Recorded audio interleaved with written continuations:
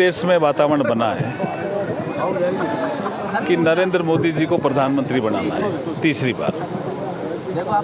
अनुसूचित जाति समाज भी इस दिशा में बहुत सकारात्मक दृष्टिकोण से सोच रहा है, क्योंकि जो गरीब कल्याण की योजनाएं हैं उनका सबसे ज़्यादा लाभ धरातल पे उतरा है मोदी जी की योजनाओं का, तो वो अनुसूचित जाति समाज को उसका लाभ मिला, चाहे पीएम आवास हो, चाहे उज्ज्वला हो, चाहे आयुष्मान हो, चाहे मातृवंदना स्कीम हो, चाहे नल से जल हो, कोई योजना उठाइए।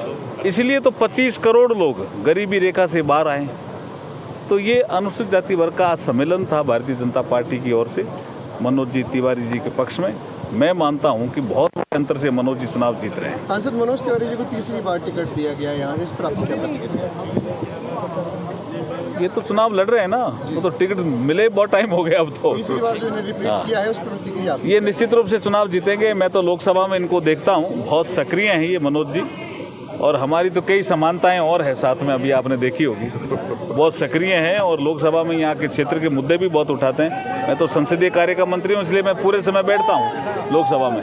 इतने सक्रिय आदमी को तो निश्चित रूप से जनता यहाँ जिताएगी, 100% जिताएगी। सर क्या कुछ कहेंगे? इंडिया अलायंस गठबंधन एक मजबूत गठबंधन नहीं, काय का गठबंधन है जी मजबूत? मैं बंगाल से आ रहा हूँ, टीएमसी और कांग्रेस आमने सामने लड़ रहे हैं। मैं राजस्थान से आ रहा हूँ, एक सीट उन्होंने कॉमरेड को छोड़ी, कम्युनिस्ट पार्टी को, बोला हमारा गठबंधन है। तो मैंने कहा भाई जब राहुल गांधी वायनाड से चुनाव लड़ रहा है, वहाँ कम्युनिस्ट पार्टी उनके सामने क्यों लड़ रही है? ये काय का गठबंधन है? ठगबंधन है। दिल्ली के रामलीला मैदान में एक दिन विधानसभा की मीटिंग करेंगे और जन लोकपाल ले आएंगे, आज तक नहीं आया। उन्होंने गारंटी दी थी कि 500 नए स्कूल खोलेंगे, उन्होंने गारंटी एक भी नहीं खुला। उन्होंने गारंटी दी थी कि 20 नए कॉलेज खुलेंगे, एक भी नहीं खुला। उन्होंने गारंटी दी थी कि हम कोई बंगला गाड़ी नहीं लेंगे और हम 4 कमरे के घर में रहेंगे। आज वो राजमहल में रहते हैं और करोड़ों की गाड़ियों का से बैठ के सफ़र करते हैं। तो अरविंद केजरीवाल की गारंटी उनकी मानसिक दिवालियापन को दर्शाती है। अभी सुप्रीम कोर्ट ने चेहरे पे पूरी कालिख पोत के भेजी है कि जाओ लेकिन मुख्यमंत्री कार्यालय में नहीं बैठ सकते हो। बड़ी बेइज्जती किया। एक और सवाल, वो कह रहे हैं कि अब नरेंद्र मोदी अपने लिए नहीं अमित शाह के लिए वोट मांग रहे हैं।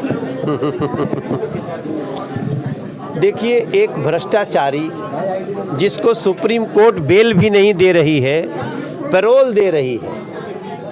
पैरोल होता है कि भाई देखो तुम बड़े अपराधी हो, लेकिन तुम्हारे घर में शादी ब्याह जैसी कोई बात पड़ी हो तो जाओ हो के आ जाओ। और अभी अच्छा हो गया कि चुनाव प्रचार करने आए हैं। अब अरविंद केजरीवाल को दिल्ली की जनता बहुत नफरत करती है, क्योंकि जिस गली में जाइएगा ना, गटर का पानी आ रहा है घर में। जहाँ जाइएगा नली बह रही है, गली टूटी हुई है। हमारे यहाँ बुजुर्गों का पेंशन बंद है, किसी गरीब का राशन कार्ड नहीं बन रहा है। ये सब भी तो गारंटी था। तो अब अरविंद केजरीवाल गारंटी का नहीं, अब अरविंद केजरीवाल भ्रष्टाचार का नाम। अरविंद केजरीवाल का आज से चुनाव प्रचार शुरू हो चुका है, क्या आपको लगता है उनके आने के बाद फर्क पड़ेगा वोट परसेंट में? अरविंद केजरीवाल जी, उनके आने का तब असर पड़ता जब इस दिल्ली को कम से कम साफ पानी दे देते। आज दिल्ली के लोग बिजली के बिलों से इतना परेशान हैं। कॉमर्शियल बिजली यहाँ 8 रुपया यूनिट होती थी, आज 24 रुपया यूनिट है। जान ले लिया। दिल्ली में कौन व्यक्ति है जिसका एक दुकान या दुकान से संबंध नहीं है? तो अब अरविंद केजरीवाल एक कट्टर भ्रष्टाचारी बन चुके हैं। और दिल्ली की जनता, ये तो 2000, खैर ये तो चुनाव ही उनका नहीं है, पटर पटर करते रहे जो भी। ये तो मुख्यमंत्री का चुनाव नहीं है, प्रधानमंत्री चुनने का है। और अगर अरविंद केजरीवाल में हिम्मत है, साहस है, तो ये कह दें कि वही प्रधानमंत्री बनेंगे। एक और सवाल है कि आप तीसरी बार दिल्ली के एकमात्र ऐसे व्यक्ति हैं भाजपा के जिनको तीसरी बार टिकट भाजपा ने दिया है, तो आपके लिए कन्हैया कुमार के खिलाफ रहा मुश्किल है, आसान है, कैसे देखते हैं? कन्हैया कुमार जैसा अपोनेंट जिसको भी मिलेगा उसका चुनाव आसान हो जाएगा, क्योंकि वो देश को टुकड़े टुकड़े करने की सोच वाले हैं। हमती करते हुए देश को मजबूत बनाने वाले लोग हैं। वो भारत की सेना को गाली देने वाले हैं, हम भारत की सेना की जय जयकार करने वाले हैं।